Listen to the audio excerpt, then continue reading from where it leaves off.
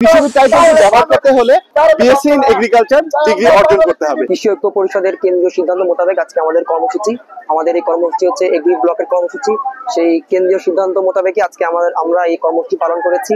আমাদের সাথে আমরা খুলনা বিশ্ববিদ্যালয়ের এগ্রো টেকনোলজি ডিসিপ্লিনের সাধারণ শিক্ষার্থীরা এখানে আছি এবং খুলনা কৃষি বিশ্ববিদ্যালয়ের সাধারণ শিক্ষার্থীরাও আমাদের সাথে একাত্মতা প্রকাশ করেছে। এবং আজকে এই যে ব্লকের কর্মসূচি, এটা আমাদের জনভোগান্তি আমাদের একদমই কাম্য ছিল না, তবে আমাদের এটা করা হয়েছে যে সংশ্লিষ্ট কর্তৃপক্ষের দৃষ্টি আকর্ষণ করার জন্য। আমরা বিশ্বাস করি যে সংশ্লিষ্ট কর্তৃপক্ষের দৃষ্টি আকর্ষণ করতে আমরা পেরেছি। যদি আমরা তাদের দৃষ্টি আকর্ষণ করতে ব্যর্থ হই, তবে এরপরে আরো কঠিন থেকে কঠিনতর পদক্ষেপ আমরা নিতে চলেছি এবং কেন্দ্রীয় সিদ্ধান্ত মোতাবেকই আমরা সকল কর্মসূচি বাস্তবায়ন করব। বসুন্ধরা ডায়াপেন্ট এখন আরো উন্নত। এই hot air through top sheet দ্রুত শোষণ করে সোনামণিকে দেয় কোমল অনুভূতি। সকল পরীক্ষাতে দশম গ্রেডে সম্পূর্ণ উন্মুক্ত রাখা হয়েছে, সেটি উন্মুক্ত রাখা যাবে না। যেটি শুধু ডিপ্লোমাদের জন্য রাখা হয়েছে সেটি সকলের জন্য উন্মুক্ত করে দিতে হবে।